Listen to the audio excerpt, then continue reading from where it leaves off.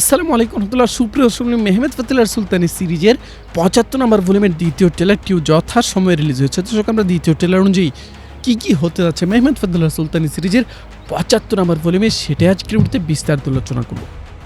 সুপ্রিয় দর্শক মণ্ডলী, মেহমেদ ফতেলার সুলতানি সিরিজের ৭৫ নম্বর ভলিউমের দ্বিতীয় ট্রেলার একেবারেই শুরুতে দেখতে পাচ্ছি সুলতান মেহমেদ খান বসনিয়ার সিংহাসনের দিকে এগিয়ে যাচ্ছেন এবং বলতেছেন এখন পশ্চিমের অভিযান শেষ হয়েছে, মানে ইউরোপের দিকে এগিয়ে যাওয়ার অভিযান শেষ হয়েছে, তবে আপাতত শেষ হয়েছে। মানে সুলতান মেহমেদ খানের লক্ষ্য আপাতত পশ্চিমে অভিযান শেষ করা, তবে এটা কিন্তু আপাতত, পরবর্তীতে তার লক্ষ্য ইউরোপের অন্যান্য দেশ, সেটা অবশ্যই। তো এরপরে সিনে দেখতে পাচ্ছি মরিনা বলতেছে আমি এই সিংহাসন রাজুকে দেব না। মানে সুলতান মেহমেদ খান বসনিয়া জয় করার পর বসনিয়া থেকে রাজুকে পাঠিয়েছেন ওয়ালাসিয়ার সিংহাসনে বসার জন্য, তবে মরিনা বলতেছে না, আমি এই সিংহাসন রাজুকে দেব না। কাকে দিব? ভ্লাদকে। আর ঠিক তখনই কিন্তু ভ্লাদ এসে হাজির হয়েছে। তবে ভ্লাদ কিন্তু হাজির হলেও সে বলতেছে আপাতত মেহমেদ জানুক যে আমি মারা গেছি, এভাবেই কিছুদিন চলুক। এর মানে হচ্ছে ভ্লাদ চাচ্ছে গোপন থেকে কিছু পরিকল্পনা করার জন্য। তো এরপরে সিনে দেখা যাচ্ছে মাহমুদ পাশা এবং দোয়ান আগার মধ্যকার বিভেদের সিন, যা কিনা প্রথম ট্রেলারেও দেখা গিয়েছিল। এখানে দোয়ান আগা মাহমুদ পাশাকে বলতেছে আমরা কিন্তু চুপ থাকার মানুষ না। এর মানে হচ্ছে সম্ভবত জেনেসেররা একটা অভিযান শেষ করার সাথে সাথেই যে আরেকটি অভিযানের কথা পরিকল্পনা করতেছেন সুলতান মেহমেদ খান, সেজন্যই হয়তোবা তিনি বিশ্রাম চাচ্ছেন, নতুন করে কোনো অভিযানে না যাওয়ার জন্য তিনি হয়তো এভাবে ক্ষেপে উঠতেছেন।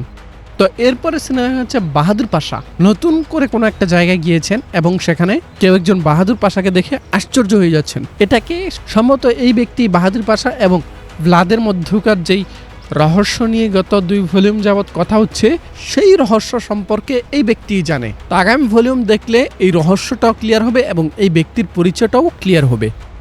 তো এরপরে সিনেমা হচ্ছে ভ্লাদ কিন্তু আবারও রাধুকে জেরা করেছে এবং এখানে রাধুকে একেবারেই মেরে ফেলবে এরকম একটা ভাব নিয়েছে ভ্লাদ। এখানে ভ্লাদতে পাশে বলতেছে ও রাধুকে যে তুমি আমার সাথে গাদ্দারি করে কাজটা ঠিক করোনি। এই পর্যন্ত ভ্লাদ এবং রাধু তারা যে কতবার মরতে গিয়ে বেঁচে গেছে এর কোনো হিসাব নেই।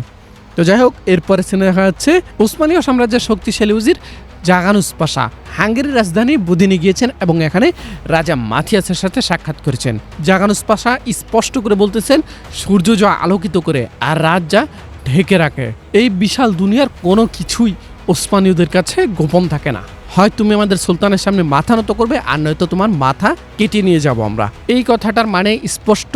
ওই যে আমি যে বলেছি যে হাঙ্গেরি রাজা মাথিয়াস বসনিয়া রাজা গাবরকে যে সহযোগিতা করেছে গোপনে, সেটা সুলতান মেহমেদ খান জেনে গিয়েছে।